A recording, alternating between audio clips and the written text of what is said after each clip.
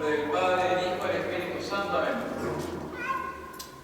La alegría de tener sacerdotes que den a sus almas la vida de nuestro Señor Jesucristo. La alegría de tener sacerdotes que den a sus almas la vida de nuestro Señor. Estas palabras, queridos hermanos, son de nuestro querido fundador, Monseñor Lefebvre, el día de las consagraciones episcopales, en el año 1988. Hoy tenemos varios festejos. El más importante, podríamos decir así, es el de todos los santos, esas legiones que están en el cielo, la iglesia triunfante, que en este momento están viendo y alabando a Dios nuestro Señor.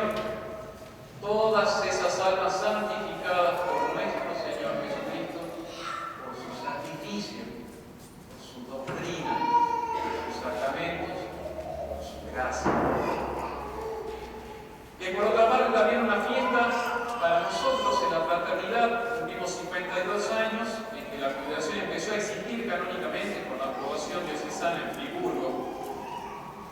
También tenemos otra fiesta a señalar: la admisión de dos nuevos hijos muy caros en la congregación, la protección como tercera, entonces Rosario y Eugenia.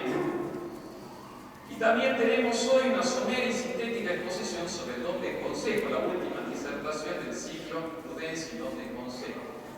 Entonces vamos a ver, a analizar en concreto la decisión del Monseñor Lefebvre de dar obispos a la congregación, lo cual evaluó varias como castigos humanos, podríamos decir, delante de los hombres.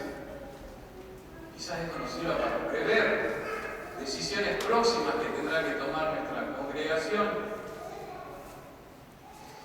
Nos servirá entonces como un estudio del don de consejo. Después terminaremos con esa gracia que brota de la decisión del Monseñor Lefebvre de haber consagrado obispos. Primer punto, entonces, el don de consejo. El segundo punto, el don de consejo, las consagraciones episcopales. Y el tercero será la alegría de tener sacerdotes que den la vida de nuestro Señor Jesucristo.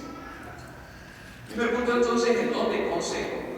Especialmente a los que han seguido el curso de prudencia y don de consejo, hemos visto que la prudencia es ver de lejos, ver el futuro. Las causas actuales presentes ya adelantar el futuro. Muy importante que esto van a ver la relación con la decisión de Monseñor Lefebvre de consagrar. Todo principio de la moral y de la prudencia parte de las más altas elevaciones y se tiene que aplicar aquí y ahora. ¿Lo hago o no lo hago? ¿Consagro obispos o no consagro obispos? Ciertamente requiere buscar los medios necesarios para conseguir lo que uno quiere. Habíamos estudiado cuáles son las virtudes anexas o complementarias del acto prudente, la experiencia o memoria. No se olvide que Monseñor Lefebvre fue durante 12 años delegado papal, o sea, nuncio apostólico, diplomático de la Santa Sede. La memoria o experiencia, la inteligencia, saber ver en toda esta situación hacia dónde hay que apuntar en lo concreto. La docilidad que requiere preguntar, reflexionar, consultar. Y también, virtud anexa o complementaria a la prudencia, es la consideración de las circunstancias, bien previendo los peligros, bien justamente siendo precavidos. Eso de la prudencia en general. Ahora, en concreto, el don de consejo. El consejo va a ser la virtud, el don, del Espíritu Santo que perfecciona la prudencia. Ya lo había adelantado el profeta Isaías: haré descender sobre él el espíritu de consejo y de fortaleza. Consejo y fortaleza. Especialmente se decía eso sobre el Mesías, que es un don del Espíritu Santo. Es una disposición del alma que lo hace actuar bajo la moción directa del Espíritu Santo. No hay como principios humanos en el actuar. Es una decir especialmente de Dios, con una asistencia especial.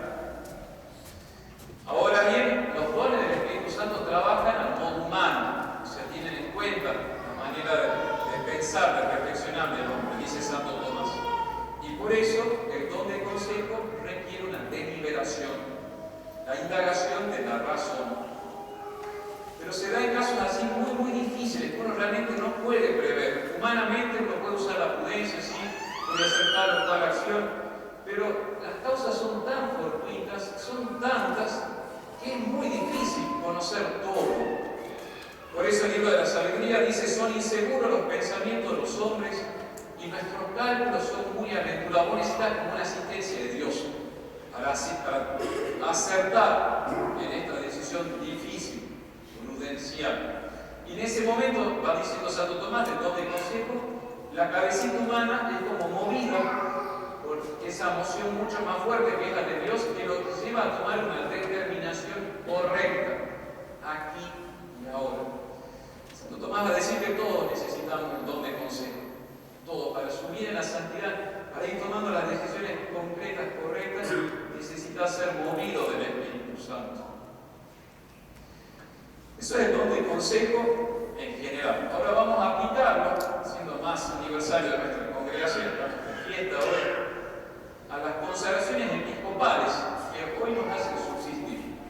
Acá todos los sacerdotes presentes han sido ordenados después de las consagraciones episcopales. O sea, no tendrían ustedes los 6 sacerdotes por lo menos que están acá en este relato si Monseñor Lefebvre no hubiese procedido a realizar las consagraciones episcopales de 4 nuevos obispos. En este video, este documental que hizo la Fraternidad del Distrito de Francia, muy bonito, un obispo en la tormenta, en el ojo de la tormenta, en el ojo de la tempestad. Hay una declaración del Monseñor, del padre Schmidt-Berger, que fue superior general en aquellos tiempos, sacerdote alemán, que fue durante largos años superior general, en que él va a decir cómo fue la maduración lenta que tuvo Monseñor Lefebvre de proceder a las consagraciones episcopales. Monseñor Lefebvre estaba consciente que una acción así iba a, si no tenía la aprobación de parte de Roma, iba a hacer que tenga sobre él una condena pública de desobediencia, de excomunión, de cisma y de escándalo en la iglesia. O sea, la tradición era muy difícil, muy compleja. Padre Schmidt-Berger dice que desde el año 1983 Monseñor Lefebvre se empieza a preguntar si debe consagrar obispos para que los seminaristas de nuestros seminarios sean ordenados con la formación tradicional y en el rito tradicional, y en la formación de la doctrina de siempre. Eso del año 1983 son 5 años antes. Aristóteles decía que hay que ser lento para reflexionar, no precipitarse, 5 años antes. Él se daba cuenta que se estaba grande, 78 años, 80 años en el año 85, y enfermo de cáncer. Estaba consciente. Estaba grande ya, casi 80 años, un obispo misionero, que desgastado, con las enfermedades que había tenido, de hecho el cáncer del estómago, lo tiene allá en África. Empieza a hacer consulta a eclesiásticos y a no eclesiásticos, a gente de adentro y de afuera de la fraternidad. Y reza y reza. Esperaba las señales de la providencia. Prudente espera que Dios le indique a ver por dónde va.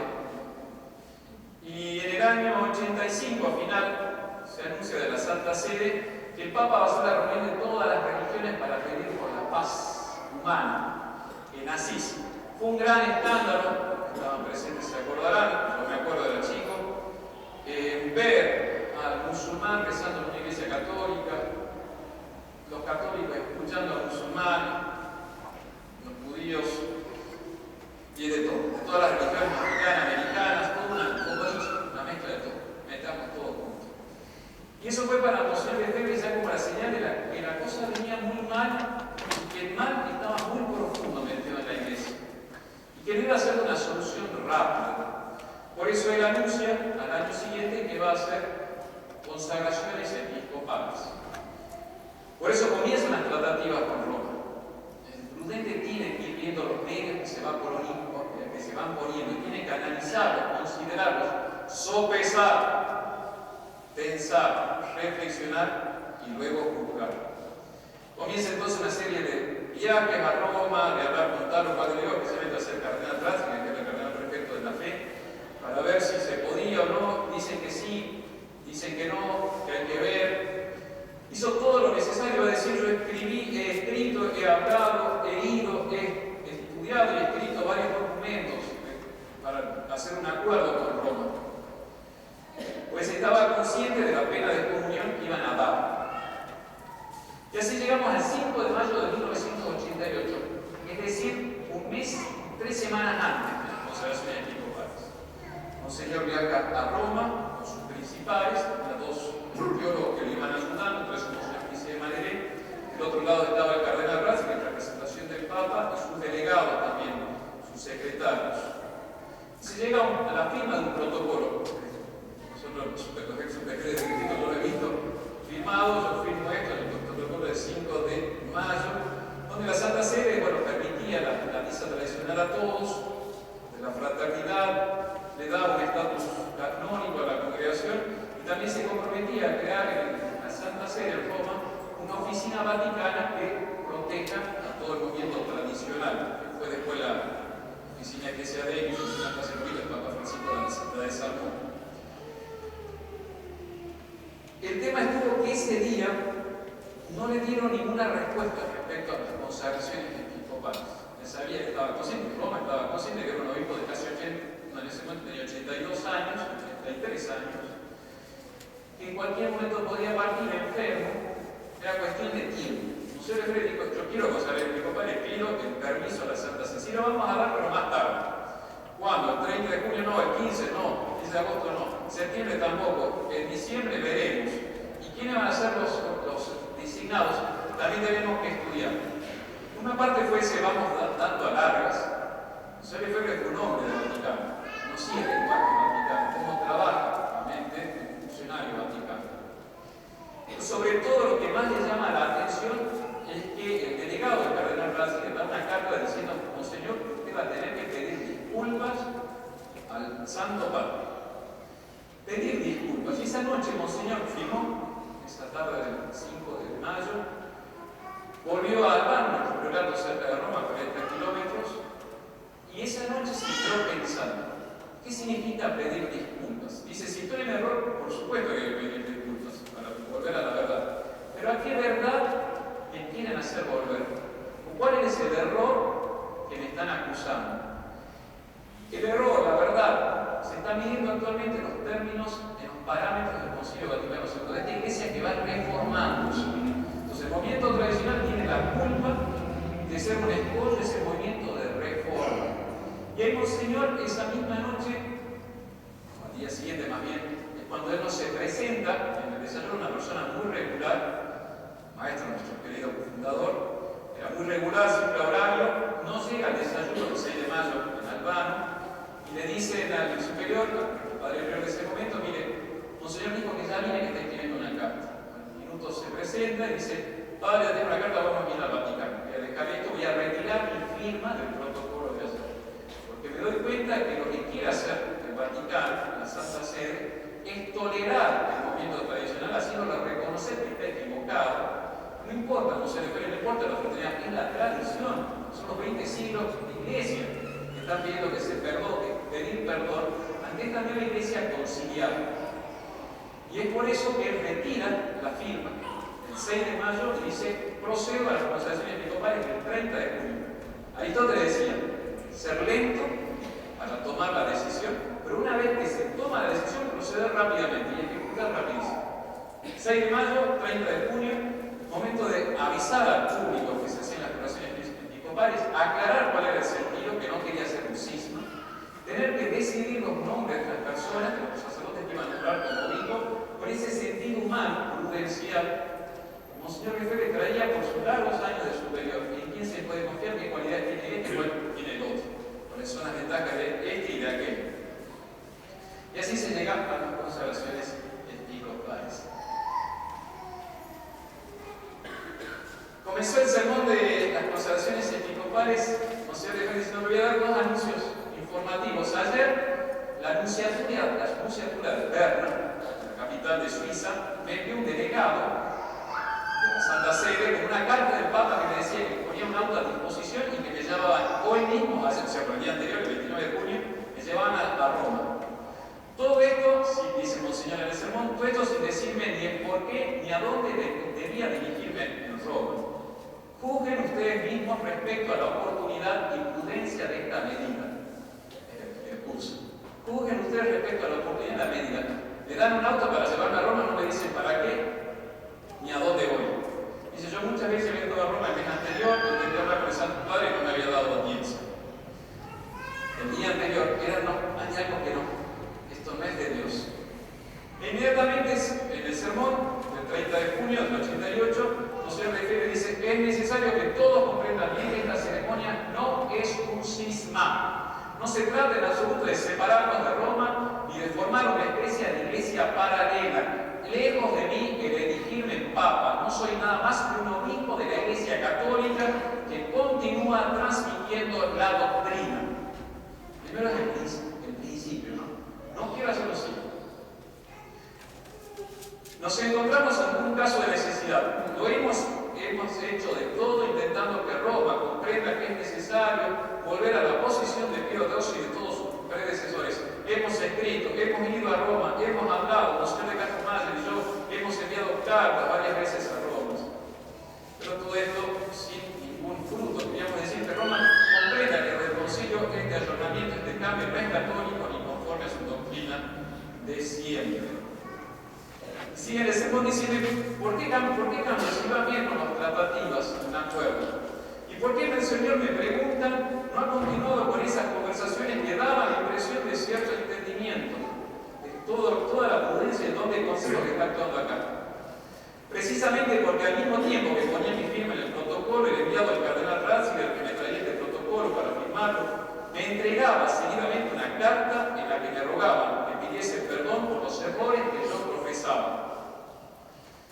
¿Cuál es la verdad que me quieren imponer? Es esta, según ellos, sino la verdad del Vaticano II. Para el Vaticano, la única verdad que existe hoy es la verdad conciliar, el espíritu del concilio y el espíritu de Asís. Esa es la verdad de hoy y eso es lo que nosotros no queremos para nada del mundo. De hecho, ahí se ve la prudencia de Monseñor Lefebvre, el don de consejo. El Papa Benedicto Ratzinger aprobó la misa tradicional para todo sacerdote católico en 2007. Y el año pasado el Papa Francisco dijo, no queremos saber nada de la misa tradicional y de la misa antigua. No la queremos, hay que entenderlo bien. De hecho, Monseñor ya veía eso, que ahí lo estaban tolerando. Te dejamos a vos con tu misita tradicional, lo tenés que reconocer que eso es una tolerancia. Que eso no es lo normal. Lo normal es la misa nueva. Con todo el cocoliche, perdón la palabra, representa la reforma litúrgica que están sufriendo en las parroquias. Y eso es lo que querían imponer. Entonces Monseñor dijo, me están tolerando para después cambiar.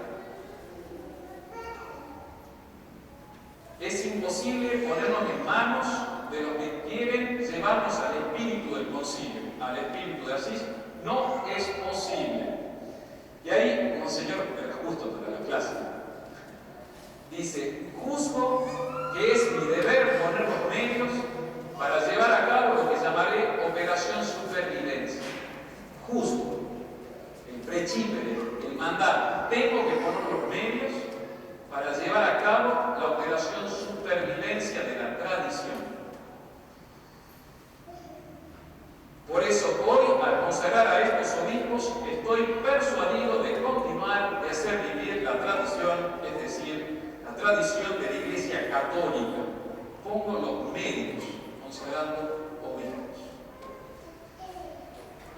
En el videíto del documental, el obispo en el ojo de la tormenta, después de relatar la consagración episcopal, le hacen entrevista a la madre Anne-Marie, la superiora de Fanchon, las madres dominicas, sus amigas de la fraternidad, y cuenta esta religiosa cómo Monseñor al final de ese día se encuentra con ella y le dice que hasta el momento de la consagración, hasta la mañana, había estado torturado en su mente diciendo, no estaré haciendo yo una obra personal, no es algo mío, no es que me estoy aferrando.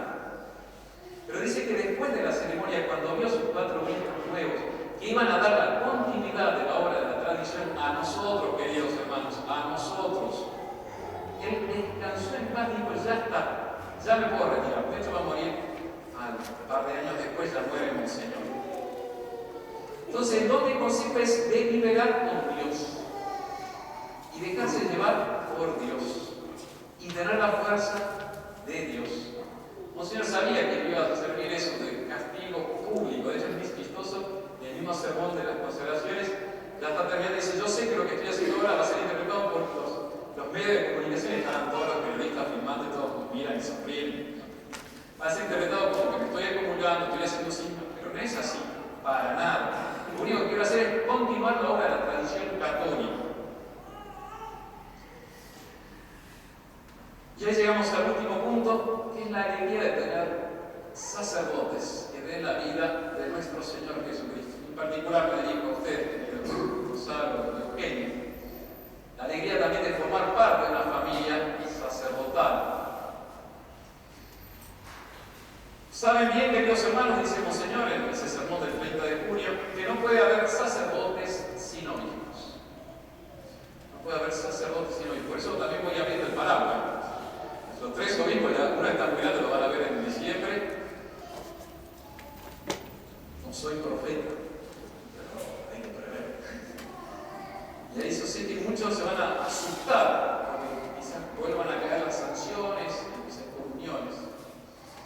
No sean débiles, queridos hijos, hay que ser firmes. Una línea bien trazada de lo que es el modernismo y cómo está destruyendo el modernismo a todas las parroquias. Bien sabéis, queridos hermanos, que no puede haber sacerdotes sin obispos. Y estos seminaristas han venido a nuestros seminarios para recibir una verdadera ordenación sacerdotal y para poder ofrecer el verdadero sacrificio del Calvario. Daros a vosotros los verdaderos sacramentos, la verdadera doctrina, el verdadero catecismo.